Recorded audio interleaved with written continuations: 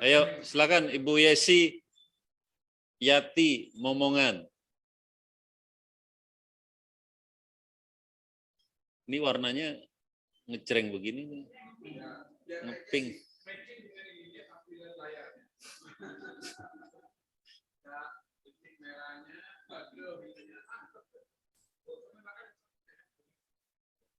Baik, sambil sebagian makan malam, kita akan lanjutkan.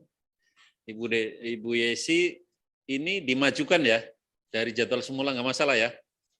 Jangan sampai nanti komplain karena jadwalnya dimajukan. Baik, 10 menit pertama diminta untuk menyampaikan presentasinya dan nanti kemudian dilanjutkan dengan dialog atau tanya jawab kurang lebih ya 1 jam sampai 1 jam seperempat ke depan. Silakan, Bu. Terima kasih atas kesempatan, Pak Ketua. Assalamualaikum warahmatullahi wabarakatuh. Salam sejahtera untuk kita semua. Om Swastiastu, Namo Buddhaya. Salam sehat untuk kita semua. Yang saya hormati Bapak Ketua dan Ibu Bapak anggota tim seleksi KPU RI. Perkenankan saya untuk memaparkan beberapa hal yang akan saya lakukan jika terpilih sebagai anggota KPU RI untuk periode 2022 hingga 2027.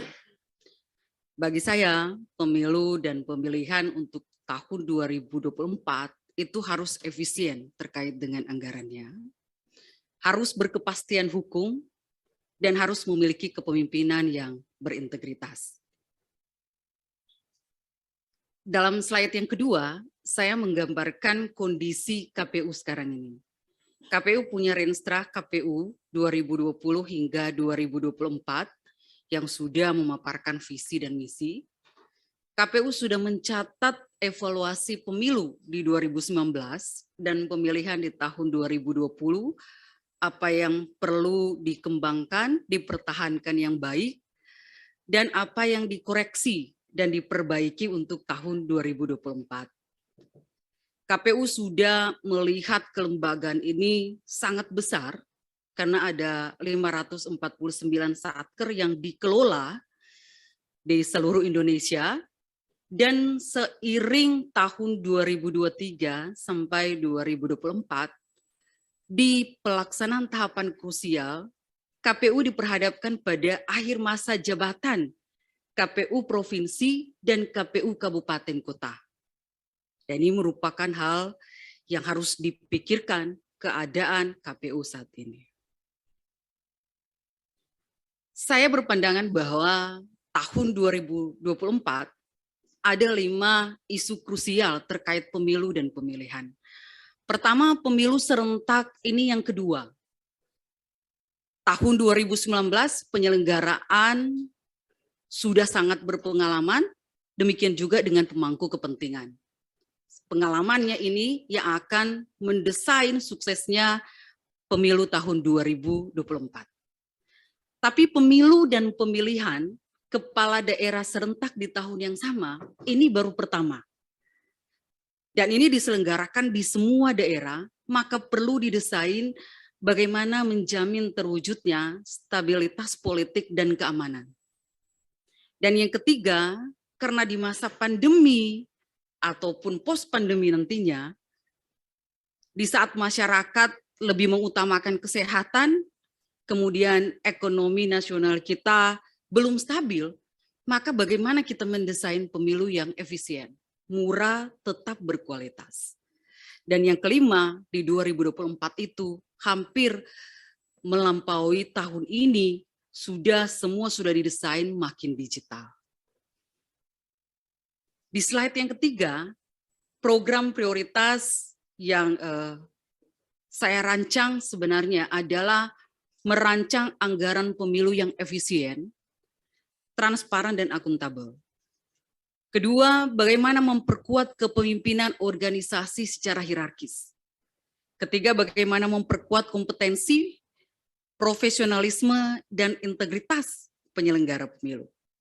Dan yang keempat, bagaimana menyusun desain tahapan, ada tahapan persiapan, ada tahapan penyelenggaraan pemilu yang sangat efisien dan sederhana sebenarnya. Yang kelima, menyusun peraturan KPU, pedoman teknis SOP yang tepat waktu, yang punya kepastian hukum dan lebih partisipatif. Dan yang keenam adalah mengoptimalkan pemanfaatan teknologi informasi yang handal dan mudah digunakan. Dengan demikian maka, gagasan inovatif saya yang pertama adalah penataan kembali anggaran pemilu yang lebih efisien. Kami punya pengalaman tahun 2020, KPU Sulawesi Utara mengembalikan 20 miliar kepada pemerintah setelah selesai melaksanakan pemilihan. Apa yang kami efisienkan? Pertama, kegiatan seremoni kami tiadakan, sekalipun dalam masa pandemi. Yang kedua, rapat-rapat yang dilakukan secara efektif, tidak harus bertemu dalam sebuah hotel, bahkan kalau lebih mempertajam kita bisa menggunakan link Zoom meeting. Yang ketiga, bagaimana kampanye dan sosialisasi yang kami lakukan itu lebih banyak menggunakan platform digital. Dan dalam tahapan teknis pencalonan, Sulawesi Utara tidak ada gugatan baik secara administrasi maupun hasil. Sehingga anggaran yang besar didesain itu bisa tidak digunakan dan bisa menjadi bagian dikembalikan kepada pemerintah Provinsi Sulawesi Utara. Nah, ini bisa menghemat dan bisa didesain secara nasional langkah-langkah seperti itu. Ada hal yang menarik bahwa 2024 penghematan bisa terkait dengan infrastruktur dari KPU. Kantor, gudang, itu bisa diminta bantuan kepada pemerintah setempat. Karena bagian pemerintah daerah juga mendukung agenda nasional. Itu bagian dari penghematan anggaran 2024. Tapi juga ketika anggarannya belum cukup, honor badan ad hoc kita, itu bukan pekerjaan, itu adalah pekerjaan sukarela. Masyarakat sukarela terkait agenda nasional, dan itu bukan pekerjaan profesional. Sehingga kalau anggaran belum bisa didesain untuk penambahan honorarium dari badan ad hoc yang sangat besar jumlahnya, skala nasional, maka yang harus didesain adalah bagaimana beban kerjanya kita kurangi. Nah itu, tapi terkait efisiensi anggaran bisa dilakukan. Efisiensi anggaran yang lain yang didesain adalah bagaimana struktur ad hoc PPK, PPS itu punya sekretariat. Sekretariatnya lebih dari 2 orang. Maka bagaimana kita mendesain, mengefisiensikan bahwa sekretariat yang mengelola keuangan itu cukup 1, tapi kerja maksimal itu dari badan ad hoc. Karena selama ini evaluasi kami demikian. Hal yang kedua yang menjadi gagasan saya adalah KPU sebagai penyelenggara pemilu yang harus memimpin tingkat provinsi dan kabupaten kota, itu harus membuat kurikulum yang jelas dan terukur dalam bentuk diklat, bimbingan teknis itu untuk mempertajam kompetensi. Kenapa? Karena latar belakang penyelenggara pemilu itu berbeda-beda. Latar belakang pemilu itu berbeda, namun kita ingin menyatukan mereka untuk mulai berjalan bersama ketika dia sudah punya kompetensi yang sama. Maka dari sisi kepemimpinan yang kuat akan didesain bagaimana KPU ini baik tingkat nasional, provinsi, maupun kabupaten kota memiliki kepemimpinan yang kuat dan kokoh. Nah, bagaimana kita menginternalisasi terkait kode etik? Ya, sebelum tahapan dimulai di Sulawesi Utara pada pemilihan tahun 2020, kami mendesain bahwa internalisasi terkait dengan peraturan DKPP itu menjadi bagian penting sebelum tahapan dimulai. Jadi ketika tahapan dimulai, ini bekal bagaimana integritas penyelenggara pemilu, 2 menit lagi. kompetensi itu bisa terus dilakukan. Dan yang ketiga, bagaimana dukungan teknologi informasi yang handal. Jadi sudah selesai uji cobanya. Itu bisa selesai tahun 2022. Dan bagaimana KPU menyempurnakan peraturan KPU yang sudah ada, bagaimana pedoman teknis SOP yang sudah selesai di tahun 2022, namun peraturan ini, SOP dan pedoman teknis ini punya kepastian hukum yang tidak bertentangan dengan undang-undang dan konstitusi. Namun, pedoman ini lebih banyak mendengar juga bagian dari partisipasi semua pemangku kepentingan. Dan yang kelima adalah bagaimana kita mengendalikan internal jajaran KPU yang dilakukan secara berkala. 549 satker bukan hal yang kecil untuk dikelola dinamikanya. Maka sangat penting untuk pengendalian internal. Jika ada kasus, kita langsung selesaikan. Maka secara internal, jika ada persoalan perilaku dari penyelenggara pemilu, kita sudah punya ketentuan dalam PKPU 8 untuk memanggil dia mengklarifikasi. Sehingga hal-hal yang di luar tahapan sudah selesai ketika tahapan itu berjalan. Dan tidak akan mengganggu tahapan pelaksanaan pemilu dan pemilihan. Demikian gagasan inovatif saya, Pak Ketua dan Ibu Bapak tim seleksi KPU RI. Terima kasih. Terima kasih Bu Yesi. Bu Yesi ini orang Manado apa orang Purworejo? Ini ada medok-medoknya itu loh.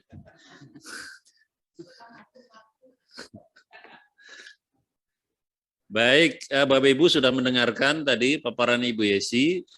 Silakan Bapak Ibu untuk memberikan tanggapan, pertanyaan atau pendalaman terhadap paparan maupun hal-hal lain yang perlu digali. Silakan, Ibu Betty akan mulai. Silakan. Selamat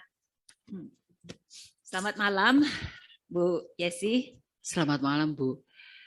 Saya itu lihat yang paling atas ya, penataan kembali anggaran pemilu yang lebih efisien. Tadi Bu Yesi cerita bagaimana di Sulawesi Utara ya bisa ada penghematan 20 miliar dengan beberapa langkah. Menurut Ibu Yesi, apakah itu juga bisa dilakukan apabila Ibu Yesi terpilih nanti untuk skala nasional ya? Ya, terima kasih Bu. Saya meyakinkan pasti bisa dilakukan. Kenapa? Karena tahapan yang kami lakukan di tingkat provinsi sama dengan tahapan yang dilakukan di tingkat nasional, hanya skalanya yang lebih kecil. Kegiatan tahap, ada 11 kegiatan, 11 tahapan yang harus dilakukan oleh penyelenggara pemilu. Mulai dari ada sosialisasinya, ada kampanyenya, ada kegiatan-kegiatan seremoni, ada kegiatan-kegiatan rapat yang bisa didesain penghematannya seperti apa. Yang pasti tetap menjaga kualitasnya. Dan saya yakin itu bisa dilakukan oleh saya dan teman-teman kalau terpilih di 2024. Terima kasih. Terima kasih Bu Yesi. Bu Yesi barangkali bisa kasih 3 hal yang membuat Ibu Yesi cocok untuk jadi anggota KPU RI. 3 hal aja yang utama. Terima kasih Bu. 3 hal yang cocok. Yang 3 pertama, yang utama yang membuat Bu Yesi ini pantas jadi atau cocok jadi anggota KPU RI. Terima kasih Bu. Yang pertama, saya sudah dari KPU Kabupaten dan sudah menjadi ketua KPU di Kabupaten Minahasa. Saya sudah 2 periode di KPU Provinsi. Saya pernah mengikuti tes seleksi untuk periode 2018, 2022 dan masuk 14 besar. Saya pikir ini kekuatan saya. Saya perempuan yang punya kapasitas, walaupun dari Indonesia Timur, dan saya sukses melaksanakan semua pemilihan pemilu di 3 periode yang saya tangani. Mungkin ini yang bisa saya sampaikan. Terima kasih. Baik, tadi ada poin membuat kurikulum yang lebih jelas, terukur untuk memperdalam kompetensi, kemudian internalisasi kode etik dan seterusnya ya. Apakah itu sudah diterapkan di Sulawesi Utara?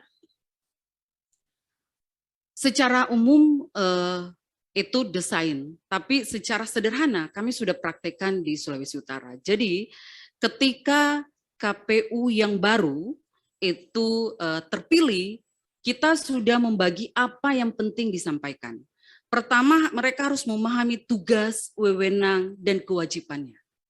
Kedua, mereka harus tahu bahwa dia ada dalam satu kesatuan dengan sekretariat. Dia tidak bisa bekerja tanpa sekretariat. Dan bagaimana dia menjaga integritas di tengah dinamika dia juga bersosialisasi. Nah, hal-hal itu kita ukur, dan sampai pada periode yang kedua ini kurang sekali penyelenggara pemilu itu proses sidang di DKPP terkait dengan pelaksanaan.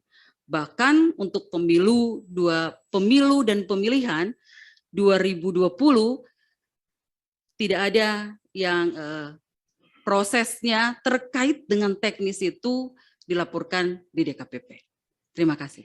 Baik, pertanyaan terakhir dari saya. Bu Yesi mungkin bisa memberikan contoh atau bukti mengenai betapa Bu Yesi ini bukti dari segi integritas ya, yang menunjukkan integritas Ibu Yesi. Contoh kasus atau yang bisa meyakinkan kita semua bahwa Bu Yesi ini teruji integritasnya. Ya, terima kasih. Setiap pemilu saya punya beberapa kasus yang menguji sebenarnya terkait dengan integritas. Pada saat tahun 2015 pada pemilihan gubernur dan wakil gubernur, ketika kami memutuskan TMS calon mantan terpidana korupsi yang belum didesain peraturan KPU secara detail pada saat itu, maka itu banyak tawaran dari pihak lain agar supaya kami tidak usah TMS-kan, kami bisa meng-MS-kan sehingga yang bersangkutan bisa menjadi calon dengan semua iming-iming yang diberikan. Namun saat itu kami menyatakan bahwa ini tidak bisa. Aturan mengharuskan dia TMS. Sehingga iming-iming itu tidak bisa mempengaruhi kami untuk memutuskan dari TMS menjadi MS. Nah, itu adalah persoalan ujian integritas yang saya alami. Yang kedua adalah terkait dengan proses ketika kami take over kabupaten kota. Dalam hal ini kasus Riung di 2013, bagaimana sebuah desa itu tidak menerima calonnya dibatalkan sehingga mendirikan bendera Filipina, memang di daerah perbatasan. Nah, ini adalah persoalan, bukan hanya persoalan kami, sudah menjadi persoalan nasional karena ini terkait dengan daerah perbatasan. Ada begitu banyak yang diberikan. Tapi kami semua sepakat bahwa ini di luar ketentuan karena menjaga integritas, karena kami mencintai lembaga ini. Karena integritas itu bekerja berdasarkan aturan main dan integritas itu yang bisa menyelamatkan kami untuk ke depan. Itu yang selalu menjadi bagian kami. Itu dua hal yang bisa saya paparkan. Terima kasih. Baik, terima kasih Bu Yesi. Terima kasih Pak Ketua. Terima kasih Bu Betty. Bu Endang, silakan. Kita berikan kesempatan seluas-luasnya pada perempuan-perempuan Indonesia ini. Perempuan nanya perempuan. Oke, terima kasih Pak Ketua. Selamat malam Bu Yesi. Malam, Bu. Malam. Selamat dulu ya kepada Bu Yesi yang sudah masuk di 28 besar. Dan hari ini kita akan diskusi perdalam apa yang sudah Bu Yesi sampaikan. Coba tadi yang pertama, Bu. Ya. Lagi. Ya. Oke. Bu Yesi, kalau kita perhatikan tadi sebenarnya Ibu udah menyampaikan ya bahwa di 2024 itu pemilu yang sangat rumit ya kan, dan juga kompleks gitu karena dalam 1 tahun ada pemilu dan juga ada pemilihan yang secara serentak dilakukan gitu. Nah, keterkaitan dengan hal ini, kira-kira hal apa saja yang paling mendesak ya untuk segera dilakukan ketika kemudian Ibu Yesi misalnya dipercaya menjadi anggota KPU gitu ya. Begitu Anda dilantik, hal yang paling mendesak ada 3 hal gitu ya, yang paling mendesak setidaknya apa saja yang harus segera dilakukan menurut Ibu, pandangan Ibu, karena Ibu kan ada di provinsi gitu. Silakan Bu. Terima kasih, Bu. 3 hal yang paling mendesak. Yang pertama harus mempersiapkan tahapan non-teknis sebenarnya. Bagaimana kita itu menyelesaikan regulasi, petunjuk teknis, SOP yang benar-benar harus selesai sebelum tahapan ini dilakukan. Yang kedua, yang paling mendesak adalah bagaimana kita menata kembali anggaran yang efisien. Menata kembali anggaran yang efisien. Dan yang ketiga sebenarnya adalah memperkuat penyelenggara pemilu yang berintegritas. Ini 3 hal yang menurut saya sangat penting dilakukan ketika terpilih, dan dalam proses pelaksanaan ini KPU harus menetapkan tahapan, program, dan jadwal untuk tahun 2024. Oke. Menarik ya. Jadi yang ditekankan tadi harus segera menetapkan tahapan, program, dan jadwal gitu ya. Nah, ada yang tadi sebenarnya ada menguatkan, memberikan penguatan terhadap penyelenggara pemilu yang berintegritas gitu. Apa Bu yang dilakukan hal tersebut untuk menjamin bahwa pemilu di 2024 itu benar-benar bisa berjalan dengan penuh integritas, karena kan di satu sisi Ibu baru nih, di sisi lain kan teman-teman penyelenggara pemilu kan tidak secara serentak kemudian diganti, ada yang sampai kemudian harus di 2023, bahkan ada yang di 2024 itu baru diganti gitu. Nah, bagaimana Ibu kemudian memastikan, karena ini kan produk rekrutmennya, terus terang aja kan produk rekrutmen yang lalu gitu, memastikan untuk penguatan integritas sebagaimana yang tadi Ibu sampaikan. Kan integritas tidak hanya di pusat, tidak hanya di RI, tetapi kemudian juga sampai di provinsi dan kabupaten kota.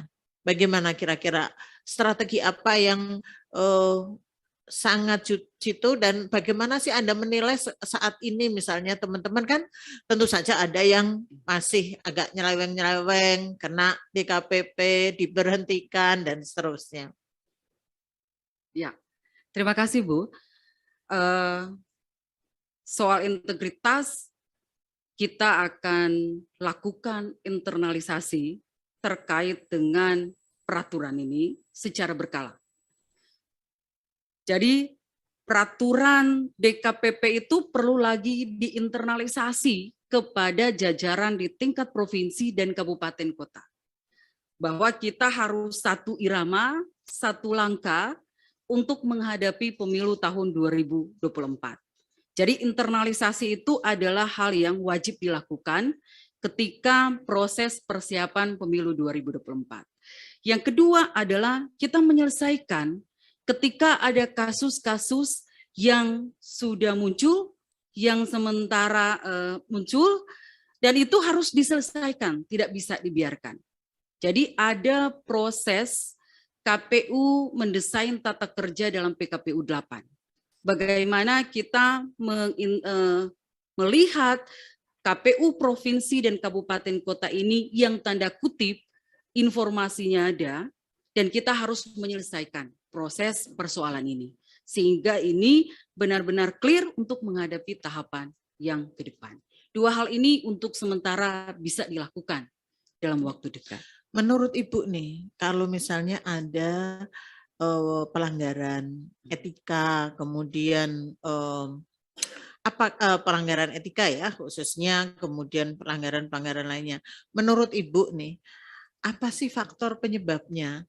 Apakah semata-mata karena mereka tidak paham terhadap peraturan di KPP, atau justru terkait dengan kompetensi mereka, atau terkait dengan moral mereka, atau seperti apa Ibu memandang dalam hal ini? Saya melihat, Bu, bahwa ini persoalan pelanggaran etika kompleks. Ada yang memang dari dirinya sendiri, ada yang memang dari pihak lain, kemudian ini yang menyatu. Jadi kompleks sekali, tidak semata-mata karena dia tidak memahami aturannya. Ada yang sudah memahami aturan, tetapi melakukan pelanggaran etika. Ada yang melakukannya karena dia tidak mengetahui, sehingga itu yang perlu dilakukan internalisasi aturan. Tapi ada yang memang melakukan itu sadar karena ada tekanan dari banyak pihak untuk dia melakukan itu. Nah, kompleksitas persoalan pelanggaran etika ini harus diselesaikan berdasarkan tahapan-tahapan tadi. Kalau terkait dengan lemahnya dia memahami aturan, maka kita mendesain bimbingan teknis, kita mendesain program untuk penguatan. Tapi kalau dia terkait yang lain, maka kita harus mengeksekusi bahwa orang-orang yang tersebut tidak bisa ada dipertahankan pada lembaga ini. Mungkin dia lebih tepat pada lembaga yang lain. Oke. Bu Yesi, ketika Anda mau menjadi anggota KPU RI, dan saat ini kan masih menjadi anggota provinsi ya, KPU provinsi, yang habisnya kapan Ibu? Tahun 2023. 2023, oke. Pertanyaan saya begini, Anda sebagai anggota KPU provinsi tentu Anda secara dekat itu mengenal KPU RI sekarang ini, bukan orangnya ya secara institusi, secara kebijakan dan seterusnya, ya kan, secara lebih dekat, dan kemudian melihat tentu ada hal-hal yang baik, ada hal-hal yang lemah. Kalau yang baik kan memang perlu diteruskan. Nah, menurut Ibu, kelemahan yang perlu diperbaiki di KPU sekarang ini apa, Bu? Menurut Ibu, apa yang menurut Ibu dari sisi pandangan KPU provinsi ya, yang perlu ada perbaikan, yang Anda lihat, oh ini memang kayaknya kurang tepat, oh ini seperti ini, semestinya begitu, begini gitu. Apa itu, Bu? Ya, terima kasih, Bu. Dalam pandangan saya sebagai jajaran di level provinsi melihat KPU RI sekarang, yang pertama sebenarnya saya melihat bahwa secara kelembagaan mereka berusaha untuk bekerja sesuai dengan aturan main. Saya melihat karena saya ada di dalam. Tetapi ada ruang personal dari penyelenggara pemilu di KPU RI ini yang perlu menjadi catatan bahwa ke depan KPU itu sudah harus menghilangkan kepentingan egoisme diri sendiri, karena tujuan akhir kita adalah bagaimana sukseskan pemilu 2024. Jadi ruang ini harus kami perbaiki, melihat contoh. Karena apa yang dilakukan di tingkat RI itu menjadi contoh di tingkat provinsi, dan apa yang dilakukan di tingkat provinsi menjadi contoh di tingkat kabupaten kota. Maka pandangan saya bahwa perlu juga pengendalian diri ketika saya nantinya ada di KPU RI dan mendesain ini sebagai persoalan pribadi penyelenggaraan pemilu. Jadi saya melihat lemahnya bukan kelembagaannya, tapi personilnya. Artinya mungkin kalau boleh saya simpulkan gitu atau saya rumuskan, apakah itu kemudian kurang solid begitu Ibu mungkin? Ya, saya Sehingga melihat, tadi jalan sendiri-sendiri tadi. saya melihat sebenarnya dari sisi kepemimpinan yang berintegritas harus dibangun saling menghormati, menghargai lembaga satu dengan lembaga yang lain. Dalam hal ini penyelenggara pemilu ada DKPP, ada Bawaslu, ada KPU sebagai satu kesatuan. Nah, ini harus saling benar-benar menghormati tugas wewenang, tapi harus saling menghormati sesama apa yang menjadi keputusan, tapi juga tidak boleh secara personal itu dilakukan. Nah, saya melihat dan merasakan hal itu. Dan itu yang kita jaga di tingkat provinsi agar supaya tidak jauh melebar ke tingkat kabupaten kota. Oke, terakhir nih Bu, sebagai anggota KPU provinsi, ya kan? Kok nggak jadi ketua lagi Bu ceritanya? Kemarin ketua ya, periode pertama ya? Periode pertama saya ketua KPU, periode Pergantian kedua ya? saya anggota.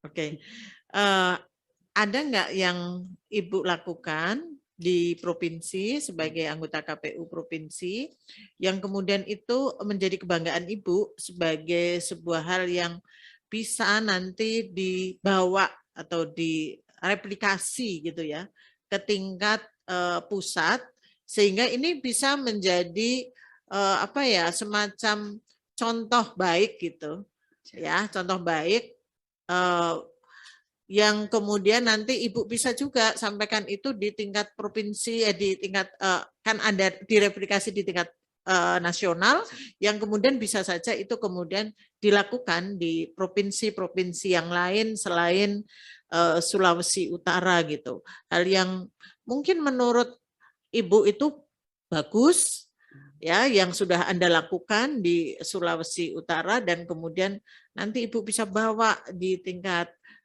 nasional dan bahkan mungkin bisa disebarkan di provinsi. Ya, ketika saya menjadi ketua KPU, kami diperhadapkan pada persoalan teknis pencalonan mantan terpidana yang prosesnya sengketa ada di Bawaslu, di TUN, kemudian sampai Mahkamah Agung. Kami harus diperhadapkan di Mahkamah Konstitusi terkait dengan hasil. Nah, itu ketika saya ketua KPU. Jadi ada proses hukumnya itu kami melewati begitu banyak energi habis karena harus berhadapan dengan proses ini. Ketika saya menjadi anggota KPU, saya memegang divisi teknis. Saya memperbaiki hal-hal ini. Maka pada pemilu di tahun 2020 itu tidak ada proses sengketa di Bawaslu, TUN, ataupun Mahkamah Agung, dan tidak ada proses sengketa hasil di Mahkamah Konstitusi. Bagi saya ini adalah sebuah prestasi karena saya leading sektornya di divisi teknis. Jadi ketika ketua saya harus berhadapan, saya mendesain bagaimana tidak akan terjadi. Nah, ketika saya memegang divisi teknis, saya melakukan itu. Nah, itu yang kedua. Kedua yang saya lakukan adalah kita memperkuat sekretariat. Bagi saya, suksesnya pemilu 2024 ada dua hal. 50% dari sekretariat, 50% dari komisioner. Ini kalau menyatu sama-sama kuat, ini akan 100% maksimal suksesnya pemilu 2024. Maka mulai dari memilih sekretaris KPU provinsi, kemudian bagaimana memperkuat kapasitas, integritas dari sekretariat menjadi utama. Nah, ini yang bisa saya sampaikan, kita memperbaiki yang kurang di 2015 ketika saya ketua. Sehingga banyak penghargaan terkait dengan pertanggungjawaban keuangan yang kami terima sekarang. Nah, itu kami belajar dari pengalaman-pengalaman kemarin. Mungkin ini yang bisa saya sampaikan. Artinya yang bisa direplikasi ke atas itu adalah bagaimana melakukan upaya-upaya tadi ya, upaya-upaya supaya dalam setiap tahapan tidak banyak gugatan. Iya, Bu. Dan itu apa yang menjadi faktor menurut Anda selaku divisi teknis ya, apa yang Anda lakukan yang kemudian nanti bisa juga dilakukan di pusat gitu, atau ditularkan kepada teman-teman provinsi gitu. Iya, yang pertama adalah kami mengidentifikasi masalah bahwa pada pemilihan tahun 2020 itu ada calon mantan terpidana korupsi yang belum jeda 5 tahun. Kita mengidentifikasi persoalan itu. Maka kita ketika melakukan sosialisasi itu dengan tegas. Tapi kita sudah mendesain bahasa yang sama. Jadi kalau ada calon ini mengirim orang untuk bertanya kepada saya, bertanya kepada Pak Ketua, bertanya kepada Pak Salman, bertanya kepada Pak Medi atau Bulani, jawaban kita sama. Bahwa calon ini tidak memenuhi syarat. Jadi kita tegas untuk menyampaikan itu. Yang kedua, kita mendesain sebelum tahapan pendaftaran kita buat help desk. Jadi misalnya pada besok hari calon ini akan mendaftar. Hari ini kita mengundang narahubungnya, LO-nya datang. Dokumen apakah sudah siap di help desk dan perlakuannya adil setara untuk semua calon. Sehingga kita memeriksa, misalnya tiba-tiba yang dimasukkan syarat calon bukan jasanya, tapi STTB-nya.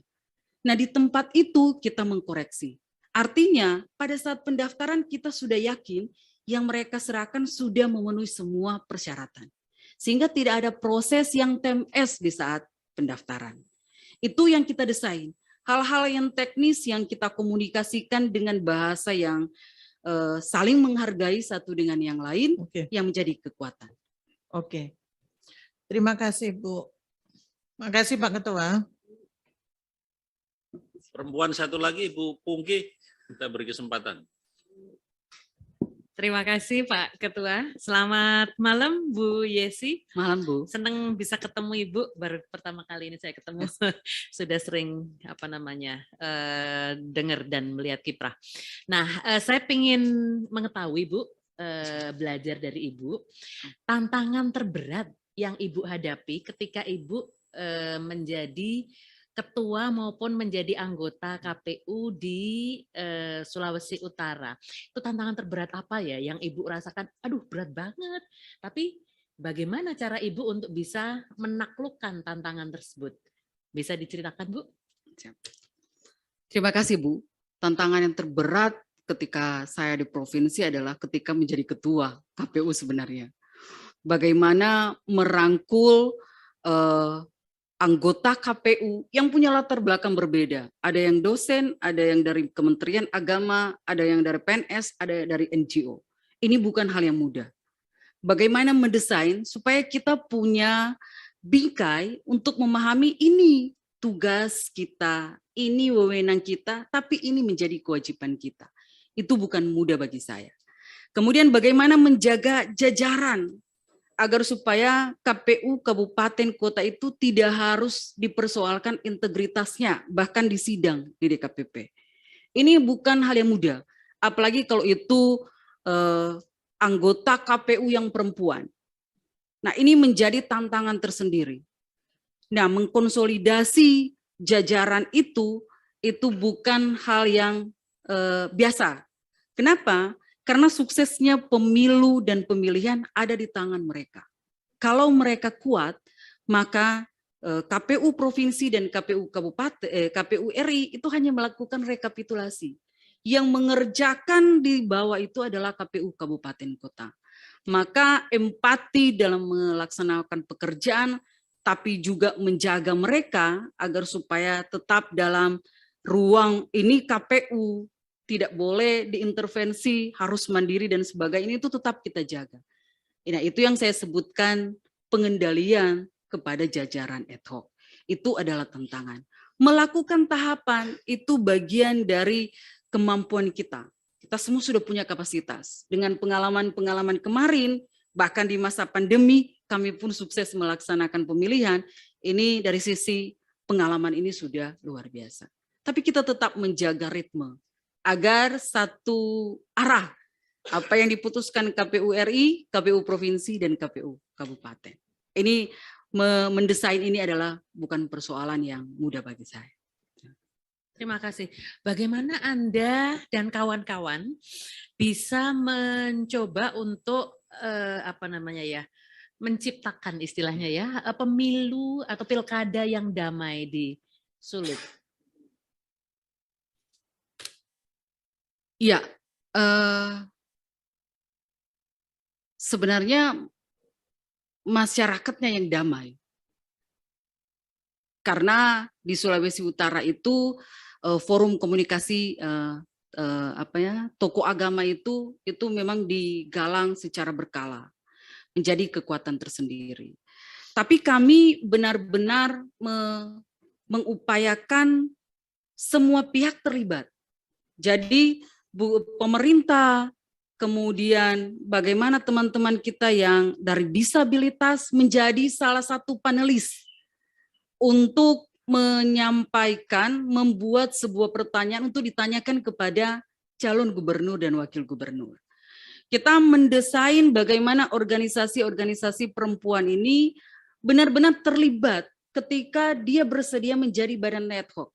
Karena pekerjaan itu adalah pekerjaan yang sukarela. Kita mendesain hal itu.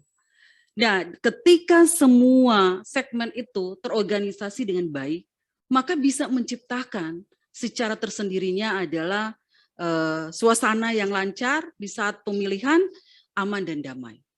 Jadi bukan semata-mata hebatnya KPU, tapi karena semua pihak berperan. Pemerintah juga berperan terkait dengan menciptakan suasana ini, juga keamanan. Itu bisa direplikasi nanti ya ketika misalnya Anda terpilih menjadi anggota KPU? Siap, Bu. Terima kasih. Nah, kemudian Anda lama di KPU daerah, khususnya di Indonesia Timur, tadi Anda menyebut.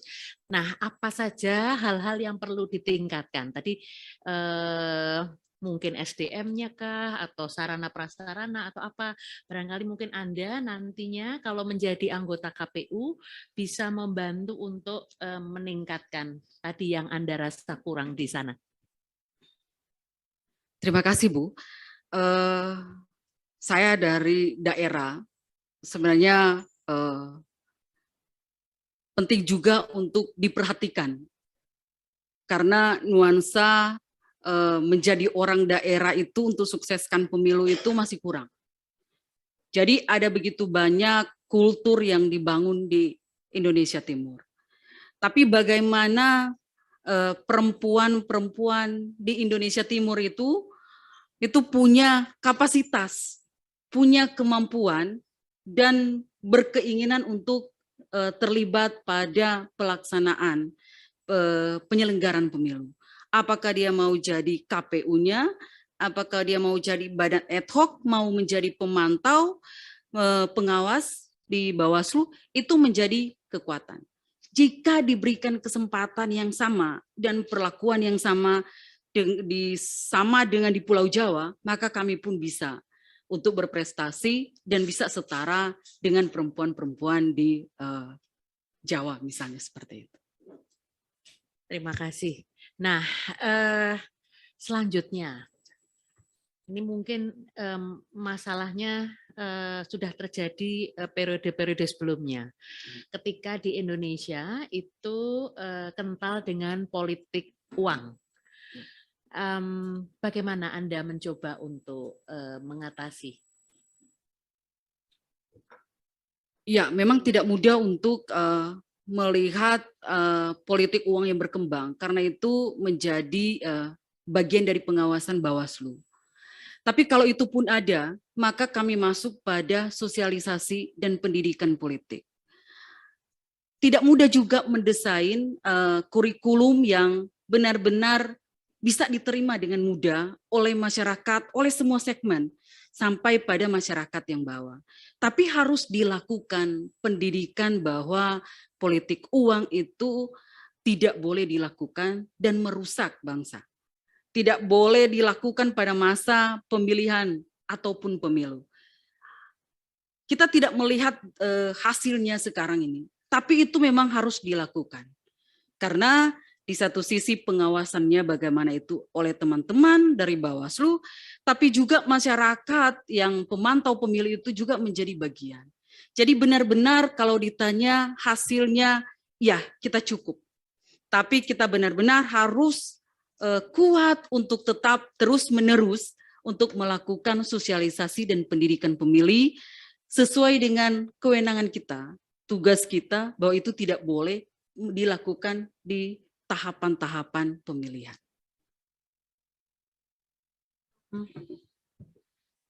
Selanjutnya, ini yang terakhir ya, terkait dengan politik identitas, Bu Yesi. Saya tidak tahu apakah di Sulawesi Utara itu banyak fenomena seperti ini, tapi di level nasional saya rasa sudah menjadi gejala umum. Nah, menurut Anda bagaimana dengan politik identitas seperti ini? Apa yang bisa Anda lakukan nantinya jika Anda terpilih menjadi anggota KPU? Ya, terima kasih Bu. Pemilu 2019 itu diwarnai dengan politik identitas sebenarnya ketika kita melihat situasi pada tahun 2019. Sebagai KPU sebenarnya, KPU itu harus benar-benar bekerja berdasarkan aturan, tapi dia juga tidak boleh lepas dari membangun koordinasi dengan pemerintah, dengan pihak keamanan, dengan pasangan calon, dengan partai politik, agar mengantisipasi politik identitas. Karena dampak dari politik identitas adalah soal keamanan. Nah, ketika terjadi kerusuhan, ketika stabilitas nasional kita terganggu, maka dampaknya bisa pemilu itu tidak dilakukan. Sehingga persoalan anggaran lagi menjadi yang besar untuk dilaksanakan. Bagi saya, itu penting sekali KPU tidak boleh melakukan kesalahan sedikit pun. Dia harus profesional, teliti untuk mendesain formulir C6 yang tidak boleh semata-mata ada keberpihakan pada pasangan calon. Misalnya dalam formulir C6 ketika tata cara mencoblos ada angka 1. Nah itu tidak boleh. Kenapa? Dia harus benar-benar menghindari. Karena apapun yang dilakukan oleh KPU, dampaknya akan sangat besar terkait dengan keamanan yang bisa memperkuat politik identitas ini mewarnai pemilihan. Terima kasih. Terima kasih Bu Yesi. Pak Ketua, terima kasih. Terima kasih Bu Pungki. Pak Erlangga, silakan. Baik, terima kasih Pak Ketua. Tadi sebenarnya beberapa pertanyaan saya sudah disampaikan oleh Bu Pungki. Nah, tapi kalau mau saya tambahkan sedikit gini. Pertama bahwa kalau kita lihat berkaca pada pemilu serentak 2019, kita tahu bahwa beban kerja yang berat itu kemudian memunculkan banyak persoalan kesehatan. Ada yang meninggal, ada yang sakit, segala macam. Nah, bagaimana Anda melihat ini kan juga kita akan berhadapan dengan jadwal pemilu yang complicated, yang kemudian saling berhimpitan satu sama lain, dan juga wabah corona juga sepertinya belum benar-benar bisa kita selesaikan gitu kan. Nah, apa formulasi yang akan dilakukan oleh KPU untuk menghadapi persoalan ini? Itu pertama. Kedua, tadi ketika Bu Pungki menanyakan soal pemilu yang damai, itu Anda utarakan kan salah satu sumbangan terbesar untuk membangun iklim yang kondusif, yang damai itu adalah pada masyarakat. Ya. Itu benar itu artinya kontekstual kan, dalam masyarakat di Sulawesi Utara. Tapi kan tidak semua masyarakat di Indonesia seperti itu.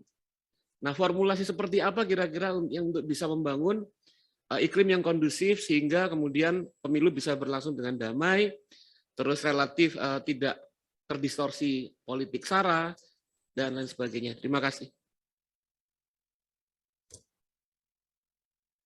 Terima kasih Pak.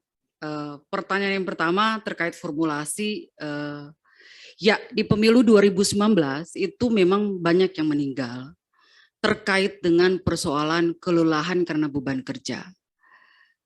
Maka penting KPU itu mendesain bagaimana mengurangi beban kerja dari KPPS.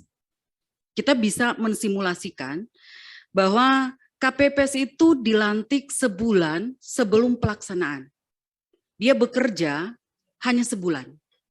Tapi dia diperhadapkan pada dia harus mengikuti bimbingan teknis. Bagaimana melaksanakan pemungutan dan penghitungan suara. Bagaimana melihat, mensosialisasikan cara mencoblos. Nah, itu bimbingan teknis.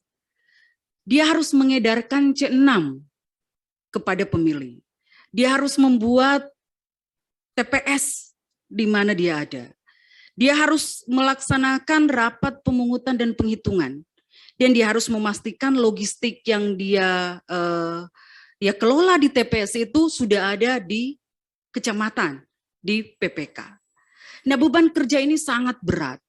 Maka perlu kita mendesain bagaimana mengurangi beban kerja dari KPPS. Yang pertama, soal bimbingan teknis. Bimbingan teknis ini memang wajib dilakukan. Tapi kita punya yang namanya panduan, buku panduan, bagaimana melaksanakan pemungutan dan penghitungan di TPS. Ini bisa dijadikan alat bagi mereka untuk belajar bersama. Apa yang menjadi tupoksi dari KPPS 1, KPPS 2, 3, 4, 5, 6, dan 7. Nah, yang kedua, mengedarkan C6. Nah, saya mensimulasikan, misalnya satu TPS itu ada 500 pemilih. Selama ini yang mengedarkan C6 itu hanya ketua dan 1 anggota. Padahal mereka itu ada 7 anggota. Maka bisa didesain bahwa 500 pemilih ini dibagi 7. Jadi kira-kira satu orang itu dia harus bertanggung jawab sekitar 75 ya. 75 C6 yang harus dia edarkan. Nah, kita harus desain bahwa C6 ini sudah ada di logistik itu minimal 6 hari sebelum pemungutan suara. Sehingga kalau kita lihat lagi, dibagi dengan 6 hari, 1 hari KPPS itu hanya mengedarkan C6 pada 15 pemilih. 15 orang. 15 orang pemilih ini bisa dalam 1 rumah. Bisa dalam 2 rumah, bisa dalam 3 rumah. Sehingga beban kerjanya tidak. Kenapa? Karena dikerjakan secara bersama. Dan cukup waktu yang besar. Yang kedua, terkait dengan membangun TPS di lokasi. Nah, ini adalah agenda nasional. Maka penting untuk mendesain bahwa partisipasi masyarakat itu sangat penting untuk bersama-sama bergotong royong membangun TPS.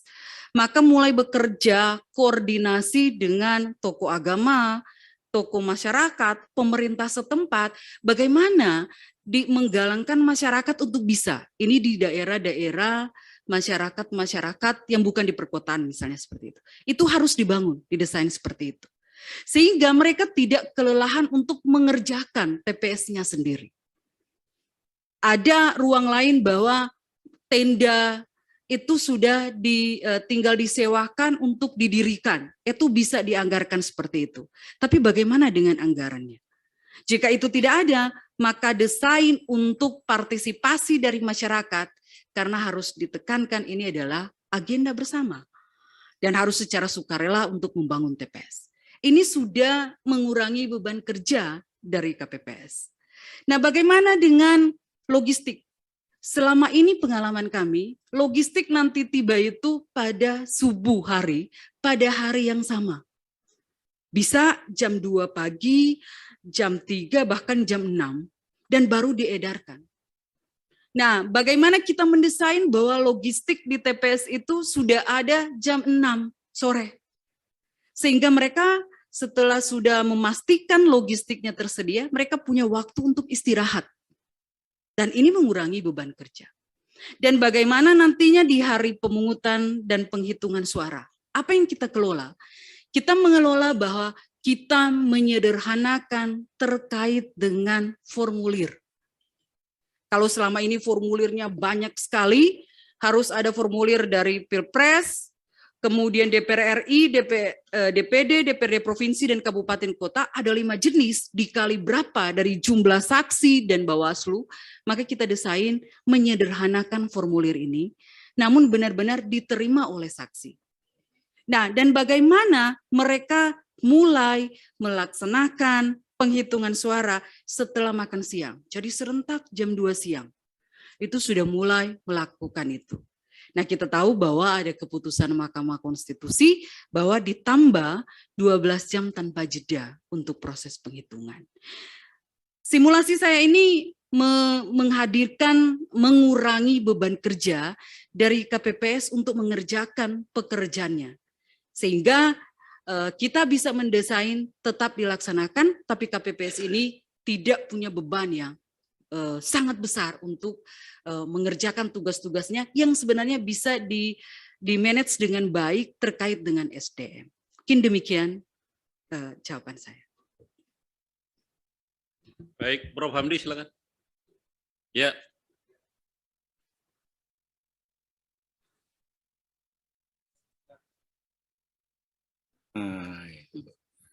Bu Yesi, saya bagian yang penutup yang ringan-ringan saja. Bu Yesi kan udah pernah juga 2017 katanya yang sama kan? Jadi nggak usah saya kasih pengantar lagi.